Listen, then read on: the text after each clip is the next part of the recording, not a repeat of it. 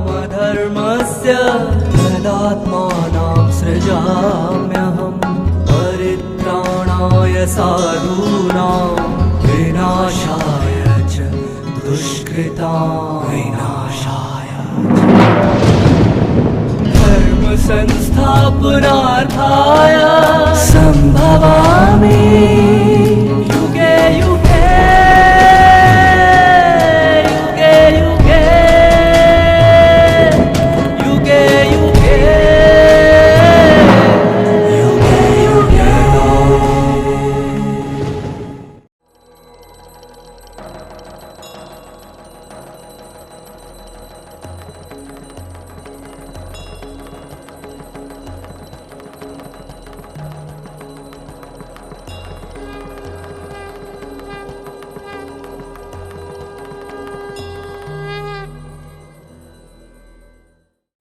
ज्ञान वो शक्ति है, किस घड़ी बस एक स्पार्क की आवश्यकता होती है और व्यक्ति के पूर्ण जीवन को परिवर्तन कर देती है, और वहां से उसके जीवन का आध्यात्मिक पुरुषार्थ आरंभ हो जाता है।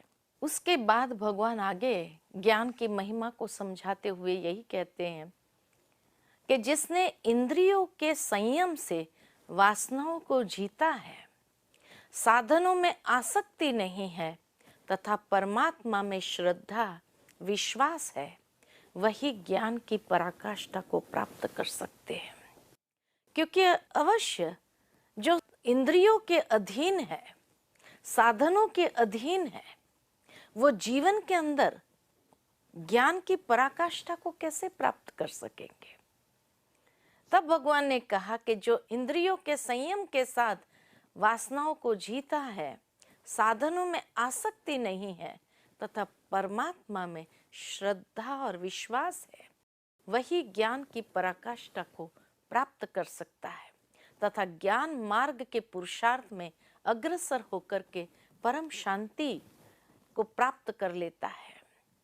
लेकिन उसके विपरीत ज्ञानी तू आत्मा से विपरीत विवेकहीन, श्रद्धा रहित, संशय युक्त आत्मा पुरुषार्थ के मार्ग से ही भ्रष्ट हो जाती है। तभी तो कहा जाता है कि संशय बुद्धि विनश्यन्ति, निश्चय बुद्धि विजयन्ति। तो विवेकहीन, श्रद्धा रहित, संशय युक्त आत्मा पुरुषार्थ के मार्ग से भ्रष्ट हो जाती है और परम सुख की अनुभूति से वंचित हो जाती है। इसीलिए हे धनंजय, भगवान पुनः एक लाइन में ये बात को स्पष्ट करते हुए वापस उस ज्ञान की महिमा को बताते हुए कहते हैं कि हे धनंजय, परमात्मा के प्रति समर्पण भाव से और कर्म योग की विधि से तथा ज्ञान युक्त विवेक की तलवार से अज्ञान से उत्पन्न संशय का नाश कर समत्व भाव से कर्म करो तो सर्व प्रकार के बंधनों से मुक्त हो जाएंगे। और इस तरह ज्ञान की महिमा भगवान ने सुनाई कि ज्ञानी तू आत्मा। तभी तो गीता में आगे भी कहा है कि भगवान को ज्ञानी तो आत्मा प्रिय है, योगी तो आत्मा प्रिय है। इसलिए अर्जुन को भी ज्ञानी बनने की और साथ साथ कर्म योगी बनने की, दोनों का समत्व भाव के साथ कर्म में आचरण करने की प्रेरणा दी है। परंतु जब भी ज्ञान की बातें सुनने के लिए कहा जाता है तो अक्सर लोग यही कहते हैं, बहन जी ज्ञान की बातें तो सुने लेकिन टाइम कहाँ है। आज की दुनिया में हम लोग इतने व्यस्त रहते हैं कि समय ही नहीं मिलता है। बहुत सुंदर एक बात याद आती है कि एक बार एक लड़का था जो काम ढूंढ रहा था। कई जगह पर गया काम ढूंढते हुए। आखिर किसी ने उसको बता दिया, फलाने सेठ जी के पास चले जाओ, वो तुम्हें काम अवश्य दे देंगे। वो सेठ जी के पास जाते हैं। सेठ जी बड़े लकड़े के व्यापारी थे और वहां जाकर सेठ जी से कहता है कि सेठ जी मुझे कोई काम दो। सेठ जी ने पूछा क्या काम करोगे? कहा कुछ भी, जो भी आप कहेंगे वो काम कर दूंगा। सेठ जी ने कहा लकड़ा काटना है, बोलो काटोगे? कहा जरूर काटूंगा। सेठ जी पीछे गोदाम में लेके गए, बड़ा लकड़े का ढेर था। दिखाते हुए उसको कहा ये सारा लकड़ा काटना है, बोलो काटोगे? कहा जरूर काटूंगा। कहा अच्छा ठीक है, शुरू हो जाओ। उसको कुल्हाड़ी पकड़ा दी और वो लड़का लकड़ा काटने लगा। दिन के अंत में सेठ जी को लगा, देखे तो सही वो लड़के ने क्या काम किया है। जैसे ही चक्कर लगाने गए तो देखा कि सारे दिन में उसने 25 लकड़े काटे थे। सेठ जी बड़े खुश हो गए कि तेरे अंदर अच्छी एफिशिएंसी है, चल तेरी नौकरी पक्की। रोज सुबह 9 बजे आ जाने का, सारा दिन लकड़ा काटने का, 1 घंटा दिन में आराम मिलेगा। रोज वो लड़का आने लगा, लकड़ा काटता गया। 10 दिन बीता कि सेठ जी ने सोचा देखे तो सही आखिर वो लड़का क्या काम कर रहा है। और शाम को जैसे ही चक्कर लगाया तो देखा कि सारे दिन में उसने 15 लकड़ा काटा था। सेठ जी ने बड़े आश्चर्य से पूछा क्या बात है भाई, ये 10 दिन में तेरी एफिशिएंसी कैसे कम हो गई? पहले दिन तो तूने 25 लकड़े काट दिए थे, आज 15 लकड़ा तक पहुंच गया। लड़के ने कहा यही बात तो मुझे भी समझ में नहीं आ रही है कि मैं सारा दिन लकड़ा काट रहा हूं, फिर भी लकड़ा कम क्यों हो रहा है। उसकी समझ में नहीं आ रहा था। और फिर सेठ जी ने उसको कहा कि थोड़ी और मेहनत करो। कहा ठीक है, कल से थोड़ी और मेहनत करूंगा। और मेहनत करके लकड़ा काटने लगा और 10 दिन बीते। सेठ जी शाम को फिर से चक्कर लगाने गए तो देखा सारे दिन में उसने सिर्फ 10 लकड़े काटे थे। सेठ जी ने पूछा भाई क्या बात है, ये तेरी कार्य क्षमता कम क्यों हो गई है?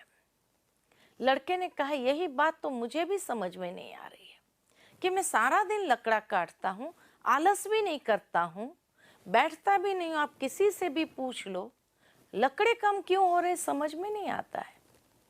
सेठ जी अनुभवी थे। सेठ जी ने पूछा एक बात बताओ, ये 20 दिन में तुमने कुल्हाड़ी की धार कितनी बार तेज किया? लड़के ने कहा टाइम कहाँ मिलता है, सारा दिन तो मैं लकड़ा काटता हूं। अब क्या कहेंगे? सेठ जी ने कहा उसके लिए एक्स्ट्रा टाइम चाहिए, एक्स्ट्रा पैसा चाहिए। अरे पहली चीज तुम जब काम पर आओ तो कुल्हाड़ी की धार तेज करनी होती है, फिर देखो कम मेहनत में ज्यादा लकड़ा कटेगा। ये तो आउटपुट कम हो रहा है और मेहनत ज्यादा लग रही है।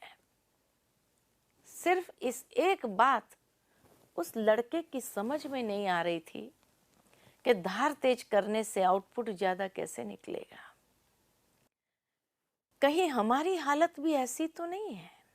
सारा दिन हम मेहनत कर रहे हैं, खूब मेहनत करते हैं, लेकिन आउटपुट कम हो रहा है, टेंशन बढ़ रहा है, गुस्सा बढ़ रहा है, चिड़चिड़ापन बढ़ रहा है, संबंध खराब हो रहे हैं, गलत फहमियां बढ़ रही है, आउटपुट कम हो रहा है, कार्य क्षमता कम हो रही है। और कारण क्या समझ में नहीं आ रहा है। शायद हमने भी अपने बुद्धि के विवेक की तलवार को ज्ञान से शार्पन नहीं किया है। तो ज्ञान युक्त विवेक की तलवार से अज्ञान के अंधकार को नष्ट करना है, समाप्त करना है। यानी उसके लिए भगवान को ये एक्स्ट्रा टाइम नहीं देंगे। लेकिन सुबह सुबह जब हम आते हैं तो सबसे पहले ज्ञान और योग से हम अपने विवेक की धार को तेज कर दें। फिर सारा दिन देखें कि उस विवेक से कैसे बुद्धि की स्पष्टता जितनी हो जाती है, ज्ञान को समावेश कर लेते हैं, तो हर बात सहज समझ में आने लगती है और कार्य क्षमता भी बढ़ जाती है। साथ ही साथ जीवन में जो तनाव या जो गलत फहमियाँ, गुस्सा, चिड़चिड़ापन है, ये भी कम होने लगता है। ज्ञान वो शक्ति है और इस तरह से ज्ञान की महिमा को इस अध्याय में भगवान ने स्पष्ट किया। तो चौथे अध्याय में हमने देखा कि परमात्मा ने कुछ गुह्य बातें बताई कि ये ज्ञान सर्वप्रथम किसको दिया था और फिर इस संसार में स्वयं के आने का उद्देश्य स्पष्ट किया और आकर के क्या करते हैं, कब आते हैं, उस बात को स्पष्ट किया और साथ ही साथ कुछ व्यवहारिक बात को भी स्पष्ट किया कि कर्म में अकर्म, अकर्म में कर्म जो देखता है वो महान बुद्धिमान है। और फिर ज्ञान की शक्ति से कैसे ज्ञान को जीवन के अंदर आचरण में लाने से कितनी प्रकार की समस्याएं हमारी समाप्त हो जाती है और किस तरह हर बात की गहराई को अच्छी तरह समझते हुए हम सबके साथ संबंध में आ सकते हैं। व्यवहारिक कुशलता का ज्ञान भगवान इस अध्याय में देते हैं। और फिर 5वें अध्याय में संन्यास योग की बात भगवान बताते हैं और कहते हैं ज्ञानी पुरुष दिव्य ज्ञान की अग्नि से शुद्ध होकर बाहरी रूप से सारे कर्म करते हैं, किंतु अंतर में उन कर्मों के फल का परित्याग करता हुआ शांति, विरक्ति, सहनशीलता, आध्यात्मिक दृष्टि तथा आनंद की प्राप्ति करता है। पहले श्लोक से लेकर 6ठे श्लोक तक संन्यास योग और कर्म योग में निष्काम कर्म योग श्रेष्ठ है, ये बताया। 7वें श्लोक से लेकर 12वें श्लोक तक संन्यास योग और कर्म योग के लक्षण और उसकी महिमा बताई गई। 13वें श्लोक से लेकर 26वें श्लोक तक ज्ञान योग का विषय लिया गया है। 27वें श्लोक से लेकर 29वें श्लोक तक भक्ति सहित ध्यान योग का वर्णन बताया गया है। और इस तरह से अर्जुन का पुनः एक महत्वपूर्ण सवाल उत्पन्न होता है और वो भगवान से पूछते हैं कि संन्यास योग और कर्म योग ये दोनों में श्रेष्ठ क्या है? क्या कर्म योग का आचरण ही मुझे करना है या संन्यास भी करना चाहिए? कितनी सुंदर बातें, क्योंकि भगवान उसको व्यवहारिक कुशल होने की बातें जब समझा रहे थे, साथ ही साथ जब ज्ञान की पराकाष्ठा को प्राप्त करने के लिए प्रेरणा दे रहे थे, तो उसको यही महसूस हो रहा था कि कहीं मैं अपने संबंधों से नष्ट मोहा तो नहीं हो जाऊं। दुनिया में भी ये बात अक्सर लोगों को सताती है। किसी ने मुझे कहा कि गीता का अध्ययन हम इसीलिए नहीं करते हैं कि कहीं हम अपने परिवार से नष्ट मोहा तो नहीं हो जाएंगे, इसीलिए हम गीता का अध्ययन नहीं करते हैं।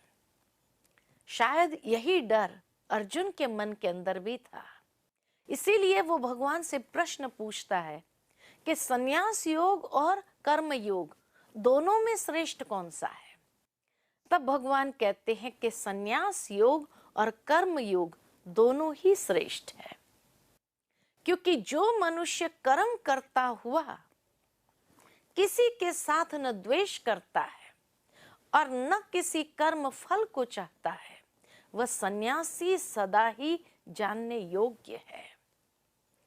व्यक्ति को बांधने वाला या मुक्त करने वाला उसका कर्म नहीं है, परंतु उस कर्म करने की वृत्ति है। द्वेष, वैर, लोभ, कामना आदि विकारों का त्याग ही संन्यास है। चीज वस्तुओं का त्याग करने के लिए भगवान ने नहीं कहा। कर्तव्य कर्मों का त्याग करना संन्यास नहीं है। अक्सर लोग संन्यास की परिभाषा में यही समझते हैं कि सन्यास माना सब कुछ छोड़ छाड़ करके जंगल में चले जाना। भगवान ने अर्जुन को पूरी गीता में कहीं पर भी ये ज्ञान नहीं दिया कि हे अर्जुन, तुम अपने गृहस्थ को छोड़ दो, तुम अपने संबंधों को त्याग कर दो, तुम अपने कर्तव्य को छोड़ दो, अपनी जिम्मेवारियों को छोड़ दो। नहीं, लेकिन उन कर्मों के पीछे जो वृत्ति है, उन वृत्ति को छोड़ने की बात की गई है। तो सन्यास का मतलब चीज वस्तुओं का नहीं, चीज वस्तु बुरी नहीं है। आज मान लो कि ये कुर्सी है, अगर मैं सोचूं कि भाई ये कुर्सी का त्याग करना है, ये साधनों का त्याग करना है, नीचे बैठना चाहिए, अब साधनों को ही मैं हटा दूं और सबको मैं कहूं कि नीचे बैठ जाओ, ये तो हम सभी जानते हैं कि आज की दुनिया के अंदर लोगों को घुटने के इतने प्रॉब्लम है, नीचे बैठ नहीं पाते हैं। और इस तरह का अगर त्याग में सिखाना आरंभ कर दूं, नीचे बैठ ही नहीं पाते हैं, तो ज्ञान सुनने आएंगे? जो ज्ञान की महिमा हमने देखी कि जिससे महान पाप आत्माएं भी ज्ञान नैया के द्वारा पार हो जाती है, परंतु अगर साधनों का इस तरह से त्याग कर दिया तो ज्ञान सुनने भी कोई नहीं आएगा। साधन बुरा नहीं है, परंतु उस साधनों की गुलामी बुरी है। जैसे आजकल की दुनिया के अंदर मोबाइल है, बहुत अच्छा साधन है कि हम दूर भी बैठे लोगों से बात कर सकते, सहज। दुनिया छोटी हो गई, लोग बहुत नजदीक आ गए, इतना सुंदर विज्ञान ने यह साधन उपलब्ध करा दिया। लेकिन साधन बहुत अच्छी चीज है, लेकिन मालिक बन करके प्रयोग करो तो उसकी गुलामी को स्वीकार नहीं करना है। आज मनुष्य उन साधनों के गुलाम बनते जा रहे हैं। पहले जब टेलीफोन लाइंस थी, मोबाइल नहीं थे, तभी भी कार्य चलता ही था। हाँ, आज गति शायद बढ़ गई, कार्य करने की गति अधिक हो गई कि कम समय में हम अधिक कर सकते हैं, परंतु कई बार देखा जाता कि मनुष्य के जीवन को कैसा दोजक जैसा बना देते हैं।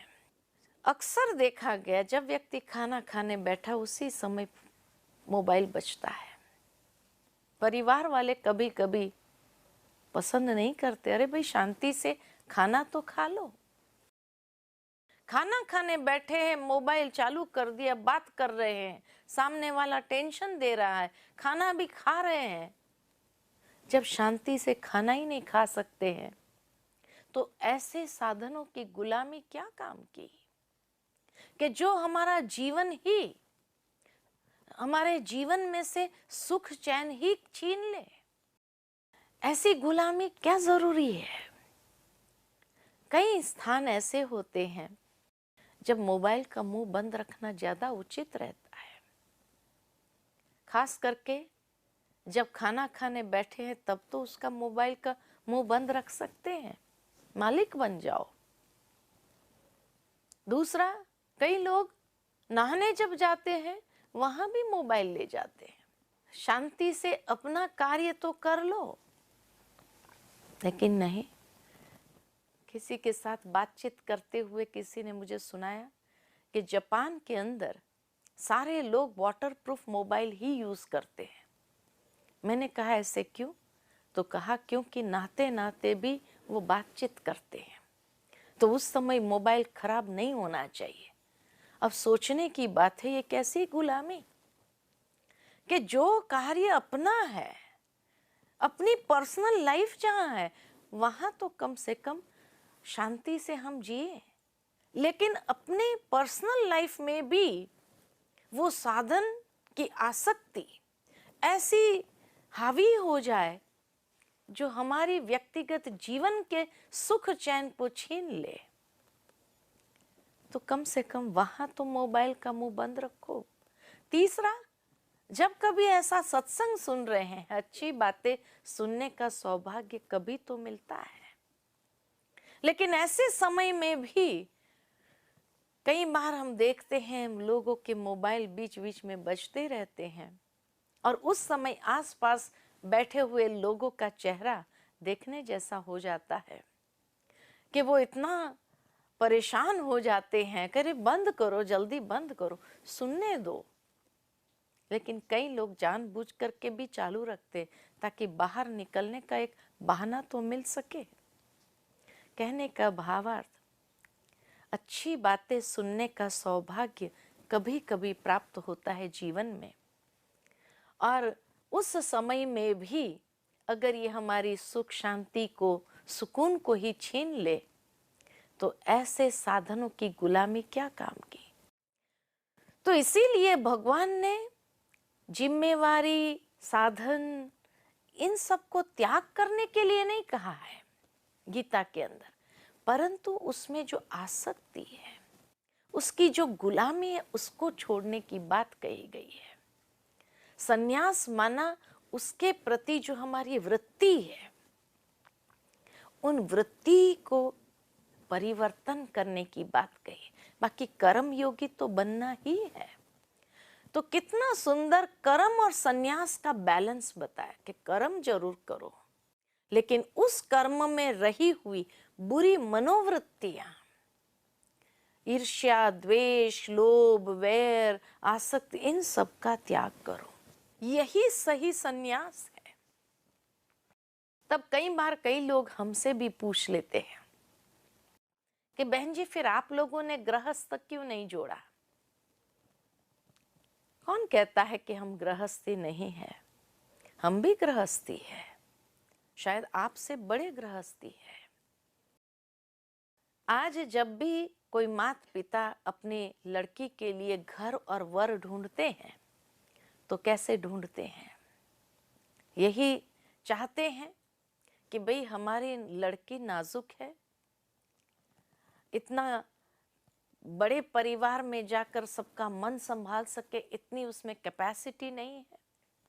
तो इसीलिए यही ढूंढते हैं, छोटा घर, सुखी घर। और अगर मियाँ बीबी अकेले रह रहे हो शहर में, तो और ही अच्छा। छोटे घर को ढूंढने के प्रयास में रहते हैं, क्योंकि अपने लड़के की नाजुकता को भी जानते हैं।